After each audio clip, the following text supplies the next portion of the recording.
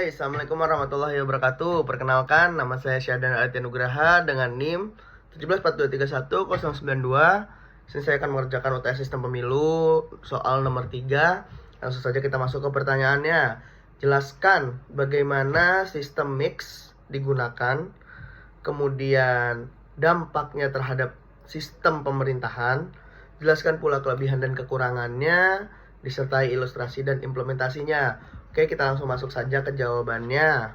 Yang pertama, sistem pemilu campuran atau mix adalah gabungan di antara dua sistem utama. Gabungan dari sistem mayoritarian, misalnya first past the post, dan proportional representation atau PR. Dalam sistem ini, sebagian anggota legislatif dipilih lewat pemilu distrik atau individual, sementara sisanya dipilih berdasarkan suara partai secara proporsional. Tujuan dari sistem ini adalah menggabungkan kelebihan dari dua sistem sebelumnya, yakni keterwakilan lokal dari mayoritarian dan keadilan suara dari sistem representative proportion.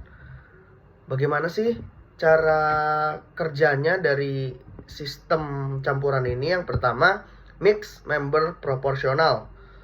Kursi proporsional mengkoreksi ketidakseimbangan hasil distrik. Kemudian total kursi partai disesuaikan agar mencerminkan proporsi suara partai secara nasional. Kemudian sistem ini bersifat kompensatoris. Kemudian yang kedua adalah mixed member mayoritarian. Hasil pemilu distrik dan proporsional tidak saling mempengaruhi. Total kursi partai sama dengan kursi dari distrik ditambah kursi dari proporsional. Sistem ini bukan kompensatoris sehingga bisa tetap menghasilkan distorsi suara. Dampak terhadap sistem pemerintahan ada beberapa. Yang pertama ada representasi yang lebih seimbang. Kemudian meningkatkan stabilitas. Nah, sistem ini juga memiliki kelebihan dan kekurangan. Yang pertama kelebihannya ada keseimbangan representasi dan kedekatan pemilih. Yang kedua ada suara lebih efektif. Yang ketiga memberi ruang partai kecil. Dan yang keempat ada mendorong partisipasi pemilih. Tentunya di balik kelebihan juga ada kekurangan. Yang pertama struktur yang kompleks. Kemudian potensi dualisme di dalam parlemen. Yang ketiga sistem MMP butuh kalkulasi rumit. Yang keempat ada partai besar tetap bisa dominan di MMM ini. Saya juga udah buat ilustrasi sederhananya seperti ini.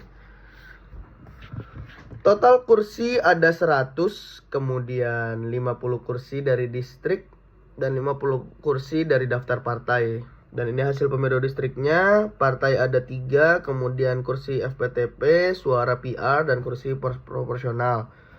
Partai A, partai B, partai C. Partai A memperoleh kursi FPTP 30, suara dari proportional representation itu 30%. Sehingga meraih kursi proporsional 30 kursi. Kemudian partai B memperoleh kursi FPTP 20, suara proportional representation 40%, sehingga partai B mendapatkan kursi proporsional 40 kursi. Yang terakhir ada partai C memperoleh 0 kursi FPTP, kemudian meraih suara proporsional representatif 30%, sehingga meraih 30 kursi proporsional. Nah, di sini ada poin-poin dalam sistem MMP. Partai A mengapa tidak mendapat tambahan kursi? Karena sudah punya 30 jumlah kursi pada kursi FPTP sebelumnya. Sementara partai B dan C mengapa mendapatkan kursi tambahan? Karena untuk menyesuaikan sesuai dengan proporsi suara. Nah, contoh implementasi di negaranya ada negara Jerman, Selandia Baru, dan Jepang. Simpulannya, sistem pemilu campuran menggabungkan keunggulan dari sistem mayoritarian dan proporsional.